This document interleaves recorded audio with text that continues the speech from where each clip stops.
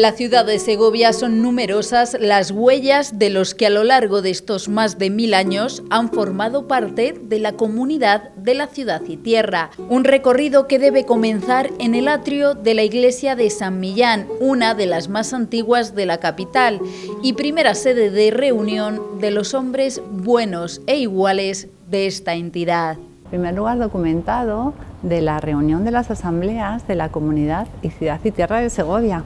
Estamos ante la puerta de la iglesia románica de San Millán, 1071, primer documento. ¿Por qué las feligresías? ¿Por qué las iglesias que luego dan nombre a los esmos? Pues era el lugar de reunión de la gente. No había bibliotecas ni ayuntamiento. Por supuesto, los concejos utilizaban estos lugares, que luego además, como un día como hoy frío, son recogidos porque tienen estos atrios mal llamados pórticos. Yo sí que estoy en la puerta de acceso, en la cual se conserva hasta la madera y los herrajes naturales, los que se construyen en dicha época. Este templo prerrománico conserva mucho de lo que luego construye el rey del norte, Alfonso I el Batallador, que es el que da esta estructura, esta arquitectura que luego es copiada por el resto del románico segoviano. Es una iglesia considerada casi como una abadía, exenta del caserío, que es típico de las feligresías, y por supuesto vamos a ver esas características del románico que siempre va a mirar al este. Entramos por el oeste, entramos por la oscuridad, nos vamos hacia la luz, hacia Cristo, que es la dedicación de estas iglesias, porque antes la religión era el punto importante de la vida, por eso estaban los orantes, los que oraban por los que protegían, ¿no? Las caballerías que protegían a los que oraban, y luego los productores que se dedicaban a todo tipo de oficios. San Millán, una de las iglesias más bellas, uno de los templos más bonitos, primer lugar recogido para estas asambleas de hombres libres que aquí, y con estos capiteles y con esta escultura y esta pintura junto con la arquitectura, pues ellos a veces sin saber leer conocían toda esa simbología, conocían sus trabajos, conocían cómo era la Edad Media, que hoy en día desconocemos porque no sabemos leer la simbología románica. Por lo tanto, también vamos a introducir un poquito de arte en estos lugares de reunión para entender un poquito más a esa comunidad, a ese pasado nuestro, de donde decidían de forma libre los asuntos de esta ciudad de Segovia. Y los decidían en el atrio de este templo, bien de interés cultural desde el 3 de junio de 1931 y que ya era cristiano antes de la llegada del rey Alfonso VI y del nacimiento de la comunidad. Una iglesia ubicada en el antiguo Arrabal Mayor, extramuros y al suroeste de la ciudad medieval. La dualidad entre el bien y el mal presidía los encuentros de los representantes de la comunidad. En el 1088 entra el rey Alfonso VI a Segovia y es cuando realmente se cristianiza la ciudad. Ya estamos hablando que este templo es cristiano. Ya en el 923 se habla de una advocación cristiana y hay cristianos, pero la reconquista tiene lugar un poquito más tarde, por lo cual este rey tiene una hija llamada Doña Urraca, que se casa en primeras nupcias con Raimundo de Borgoña, que es el que nos reconstruye la muralla actual, que es la de mayor longitud de capitales de España, 3 kilómetros 406 metros, superando a la de Lugo y la de Ávila, que son las tres que se conservan.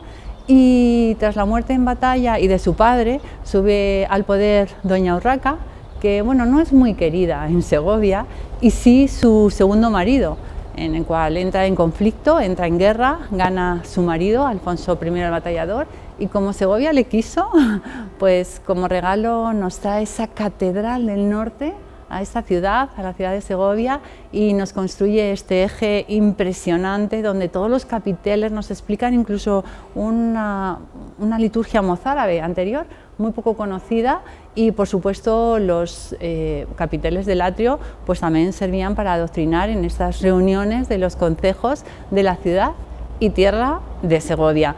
Vamos a ver algunos como, aquí estamos escuchando el toque de campanas, que también era el internet de la época. la altura de la torre pues era el wifi, con lo cual también está muy bien escuchar cómo se llama en este caso a misa. Los segovianos seguimos conociendo estos toques de campana y seguimos moviéndolos muchas veces sin reloj. Yo no llevo reloj porque las campanas nos advierten de todo lo que ocurre en cada feligresía, con lo cual es una ciudad que aún se mueve por ciertos rituales de la Edad Media, como estamos escuchando, muy poco conocido en otras ciudades. Pues bien, vamos a hablar un poquito de los capiteles. Empezamos por el Centauro y la Arpía, que se encontrarían justo en el lado oeste de este atrio, que va haciendo un juego de 3, 1, 3, 1, 3, 1, sumaría junto con la puerta 12, que son las tribus elegidas o los discípulos elegidos, los meses del año o los signos de zodiaco. Los números, las formas, pues tenemos todo lo que son dobles columnas con capiteles, que sería un poco la lucha entre el cuerpo y el alma. El románico está dedicado más a la tierra, está dedicado más a Cristo, por lo tanto la dualidad es constante, ¿no?, en estas estructuras. Pues bien, el centauro, pasiones, lujuria, contra la arpía, que también es un animal negativo, aunque nos vamos a encontrar otras escenas como el Pantocrator rodeado de los 4 tretamorfos, las 4 formas y los 12 discípulos, o por ejemplo uno que tengo detrás de mí, que es pues la adoración de los magos de Oriente, y luego cuando pues ellos ya se van de adorar y dar los presentes al niño en esa epifanía que celebramos, ya sí que se ve como están dormidos y el ángel se le aparece y les dice: no vayáis a decir a Herodes dónde está el niño porque le quiere matar, y entonces ellos toman otro camino. Tanta información que hoy en día nos perdemos. Un privilegio del rey Alfonso X es el origen del traslado de las asambleas de la comunidad a otra de las simbólicas iglesias de Segovia, ya en el siglo XIII y dentro de la ciudad amurallada. Estamos en el atrio de la Santísima Trinidad, más conocida como la Iglesia de la Trinidad, y justo en el lugar de las asambleas, ya después de ese privilegio del rey Alfonso X, en el que todo se establece dentro de la ciudad amurallada, de la ciudad protegida.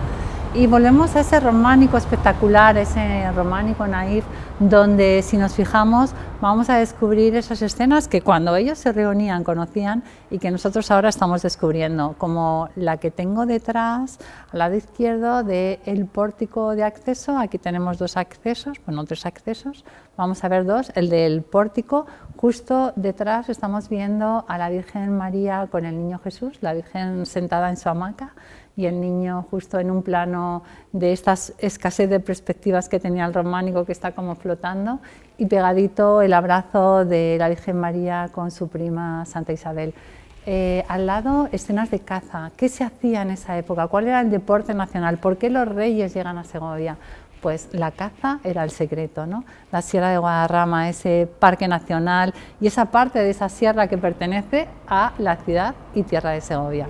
En este templo se conservan 2 crismones, un símbolo de cristiandad que muy pocas iglesias mantienen. El crismón estaba tallado y luego se pinta. El que conservamos actualmente está encima de la fachada, pintado con el nombre en griego de Cristo, que es la P y la X.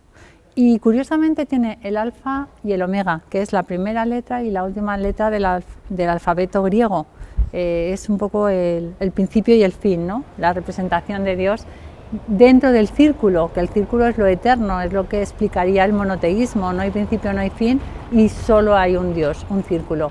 Pues hablando de todo esto y hablando de Grecia y hablando del crismón, queríamos de alguna manera en aquella época destacar que este templo es cristiano, está dedicado a Jesucristo.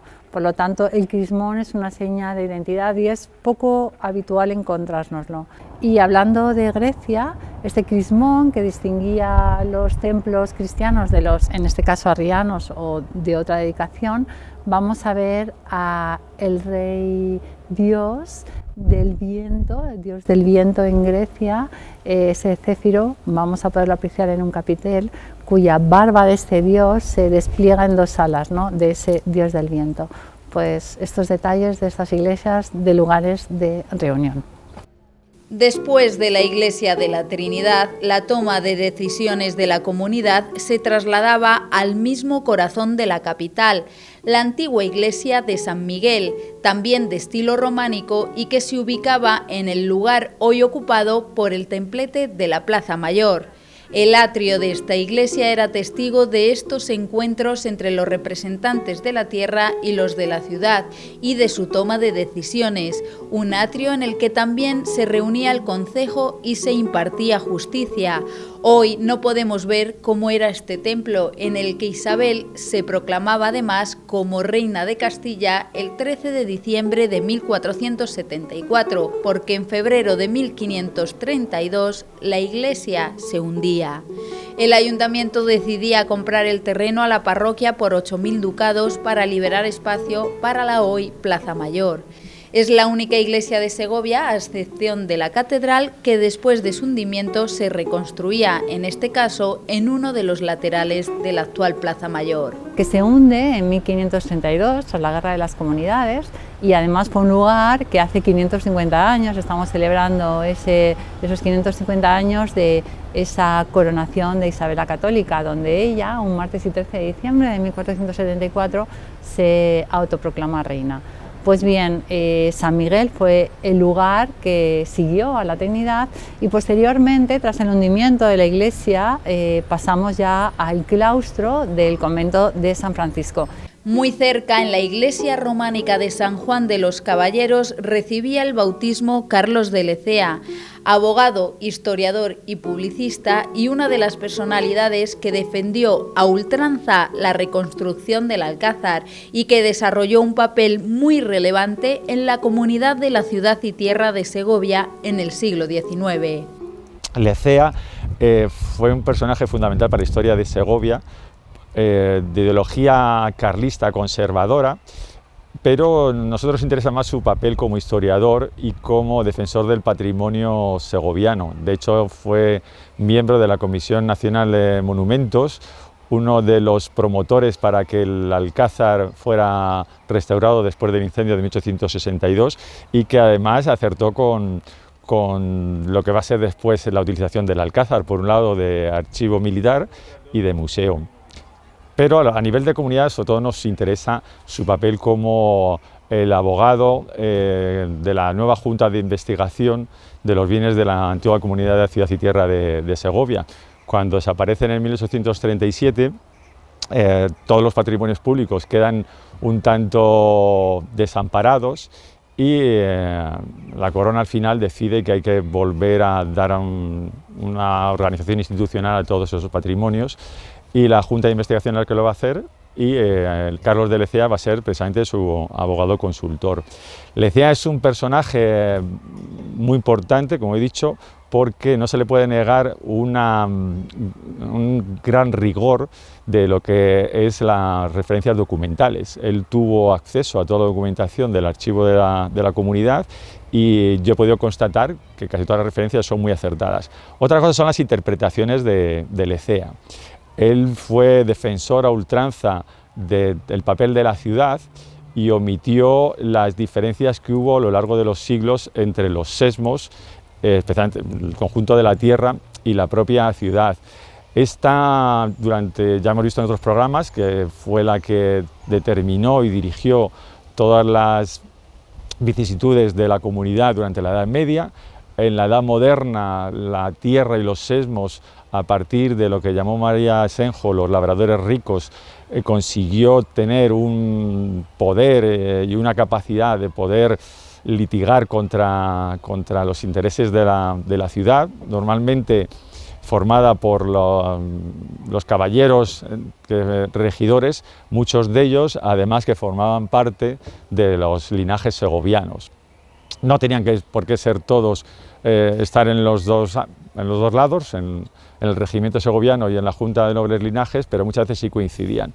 En lo que sí convergían eran los intereses. Estos aristócratas eran grandes poseedores de rebaños de lana merina que se exportaba sobre todo al extranjero.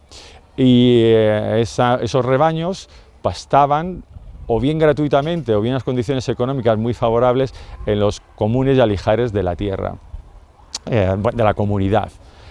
Eso va a enfrentar en muchas ocasiones con los sesmos, porque se veían desfavorecidos en esa relación. Y ahí hay dos personajes muy importantes para mí, que son Antonio Martín Ballesteros y Bartolomé Pastor Renedo, que fueron procuradores generales de la tierra, que van a ser los que van a realizar una serie de estudios defendiendo todo ese patrimonio que procedía desde la época medieval de la comunidad y que va a utilizar también Carlos de Lecea en su famoso estudio y libro de la comunidad. Insisto, de una manera un tanto sesgada, pero que nos sirve para poder entender y poder analizar una institución que todavía queda mucho por aprender de ella y por investigar. Pero gracias a esa labor podemos saber también cómo desapareció la comunidad en 1837, todo el patrimonio de la comunidad, Comunes de Alijares, va a querer ser repartido entre ayuntamientos y la Diputación Provincial, o las diputaciones provinciales, porque Segovia tenía patrimonios en la provincia actual de Ávila y en la de Madrid, pero no se podía asignar gratuitamente a estas provincias, y eso es uno de los factores por los que surge luego la comunidad nuevamente en el siglo XIX. A lo largo de la historia de la comunidad, hasta su desaparición temporal con la distribución provincial, la ciudad prevalecía sobre todo el patrimonio de la entidad, algo que cambiaba en el momento en el que resurge la entidad como Junta de Investigación, en 1857. Vuelve a formarse la comunidad en forma de Junta de Investigación, y ahí los sesmos van a llegar a una concordia con la ciudad, de tal manera que la ciudad va a quedar representada al 50% y la tierra en la otra mitad. Esto es importante porque durante muchos años, bueno, prácticamente toda la existencia de la comunidad, la ciudad, ya hemos dicho que era la que prevalecía sobre todos los patrimonios, incluso cuando hay momentos en los que la hacienda española, sobre todo en el siglo XIX, va apretando cada vez más a las provincias. Los antiguos mayores defensores de los patrimonios comunitarios, que podían ser la aristocracia ganadera que hemos citado antes, van a querer vender todos los patrimonios comunes. Ahí la tierra va a pleitear y al final no se llegan a vender, sobre todo por las características que surgen al comienzo del siglo XIX, con la invasión francesa y después las guerras carlistas, etc. Pero en 1857, como decimos, la tierra y la ciudad llegan a una concordia, la ciudad representa el 50% de la comunidad, y no solamente se llega a una concordia con la ciudad, sino que también con el díscolo sesmo de Casarrubios. Ya hemos comentado, Casarrubios es un sesmo cuyas poblaciones en muchos momentos de la historia fueron apropiándose de los territorios comunitarios, en algunos casos también salió de la comunidad, pero en este caso se vuelve a incorporar, llegando a un acuerdo por el cual se olvidan todas las deudas que tenía Casarrubios, y al mismo tiempo pues se establece la forma de reparto que van a poder disfrutar de los pocos patrimonios que quedaron ya en el siglo XIX y que los recoge perfectamente la página web actual de la comunidad: Pinares Llanos, Cotera de León, La Cinta, Cabeza Hierro, etc.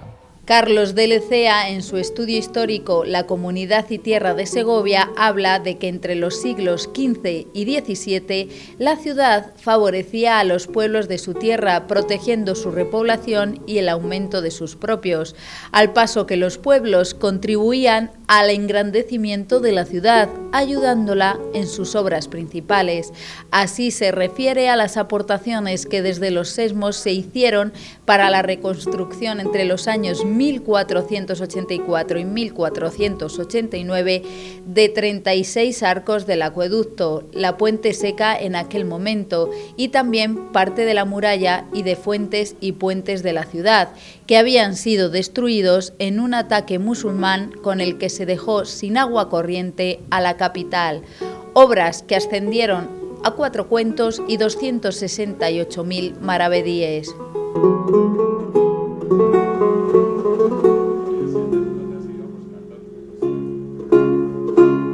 Muy cerca de la calle Almira, donde se realizaron los principales trabajos de reconstrucción del acueducto, se halla el claustro del antiguo convento de San Francisco, en el que se reunían durante días los cuarentales y procuradores para elegir a sus representantes en el concejo de Segovia como procuradores generales de la tierra.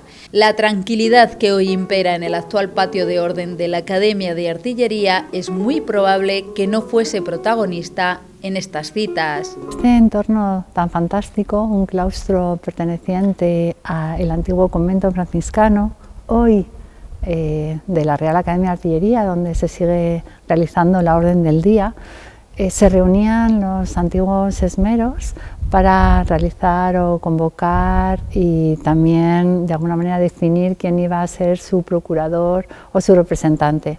Y ya Colmenares, nuestro historiador que nos escribe nuestra primera historia de la ciudad de Segovia, nos habla de la fundación del convento franciscano en Segovia, en este lugar, donde él dice en 1220 el propio San Francisco de Asís, que venía realizando el Camino de Santiago desde la iglesia de Santiago de Madrid, en su paso por Segovia, o alguno de sus discípulos, nos funda este convento franciscano, que luego fue lugar de reunión de la comunidad de Ciudad y Tierra. Y es más, pues aquí también ha sido un lugar de alojamiento de personalidades, como por ejemplo Fernando de Antequera, futuro rey de Aragón, o el cardenal Cisneros, incluso Felipe III o la futura mujer de Felipe IV, Isabel de Francia, con lo cual un lujo poder enseñarles este claustro, actual lugar de la reunión de la Orden del Día de sus poseedores, la Real Academia de Artillería. Las discrepancias por territorio supusieron el principal foco de conflictos entre la capital y sus habitantes y los pobladores de la tierra en los diferentes sesmos. Los historiadores han podido conocer más sobre ellos gracias a que muchos quedaron documentados en el archivo de la comunidad. Hay un aspecto importantísimo que es la venta de jurisdicciones del siglo XVII. Todo procede desde mucho antes, ya hemos visto en otros programas, sobre todo de la época medieval, como la propia corona, la aristocracia, quieren apropiarse de terrenos de la comunidad. Eso va a generar muchísimos pleitos que están muy bien documentados dentro del archivo de la comunidad, pero cuando llega la Edad Moderna, esos intereses cada vez se empiezan a acentuar de una manera mucho más focalizada. Hay dos tipos de pérdidas patrimoniales, unas que tienen un carácter exógeno, sobre todo por parte de la aristocracia, que quieren obtener cada vez mayores patrimonios superficiales. Pero hay otro de carácter endógeno que forman las propias poblaciones de la comunidad, que quieren eximirse jurisdiccionalmente. ¿Eso qué supone? Pues sobre todo el poder administrar justicia de una forma más rápida que si dependían de la ciudad. El procedimiento además es muy beneficioso sobre todo para la corona. En una época en la que no existen presupuestos generales del Estado, la corona cuando tiene dificultades, pues lo que hace es empezar a gestionar lo que se llamaban repartimientos o impuestos de todo tipo. Y una forma pues fue eso, vender jurisdicciones a aquellos lugares que querían hacerse villas. Hay varias a lo largo del XVI, sobre todo por ejemplo empieza Martí Muñoz de las Posadas, la propia, no exención, pero Felipe II instala el Real Sitio del Escorial con una gran pérdida patrimonial para Segovia y otros lugares como podía ser la Abadía de Párraces, pero es en el siglo XVII cuando Felipe IV, en unas condiciones lamentables para la hacienda de los Habsburgo, pues saca a la venta numerosas poblaciones. Y en el caso segoviano, en ese siglo, en el XVII, va a haber 21 que se van a eximir.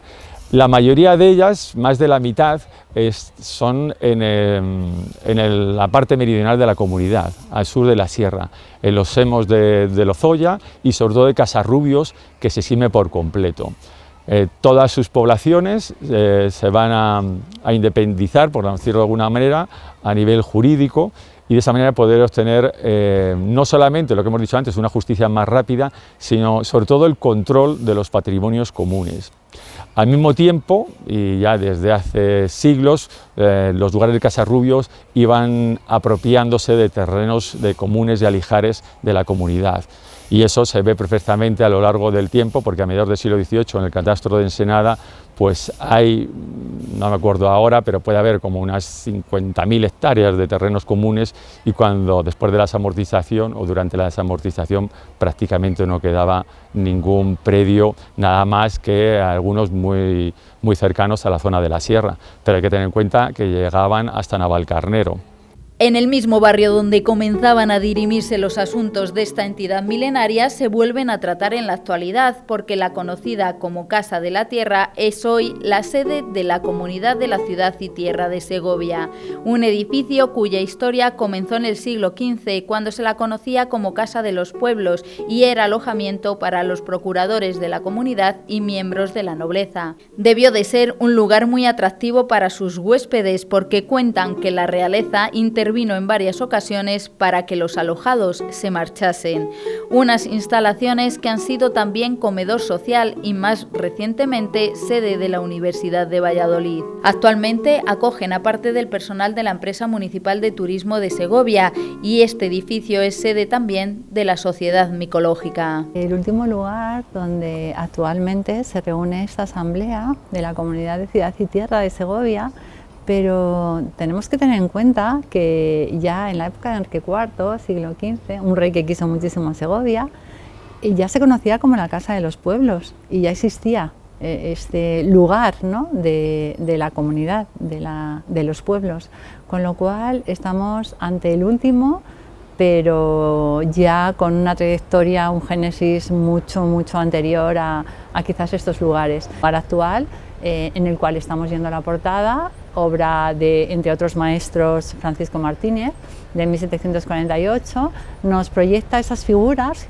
curiosas, ¿no?, pintadas en la fachada, muy poco habitual encontrarlo en la ciudad de Segovia, sí en el esgrafiado segoviano, que es una de las características más peculiares y más vistosas de esta ciudad, pero no figuras humanas, y por supuesto el escudo. Tantos y tantos escudos con los que cuenta Segovia. En este caso nos encontramos con un amorcillo en el que sostiene un arco y un caduceo. Singularidad decorativa de esta fachada, destaca el escudo que se sitúa sobre la portada, ya que representa un genio del comercio, que es un elemento muy singular en la heráldica, en la heráldica segoviana y en la heráldica en general. La decoración de fachadas mediante pintura fue una técnica muy habitual en el barroco. En Segovia había un gran número de fachadas pintadas que desaparecieron con la campaña de sustitución de pinturas por, no sustitución de pinturas por esgrafiados, sino de embellecimiento de fachadas mediante trabajos de esgrafiado. Sin embargo, hay ejemplos que se conservan, por ejemplo, la fachada de la Plaza de los Espejos y alguna otra fachada en el casco antiguo de la ciudad. Los motivos decorativos de esta fachada y la composición decorativa es muy singular, porque no se conservan ejemplos de decoración con figura humana o con imitaciones de esculturas. Este es el caso. Por lo tanto, esta fachada es un ejemplo muy singular dentro de la decoración, de las maneras decorativas del barroco segoviano.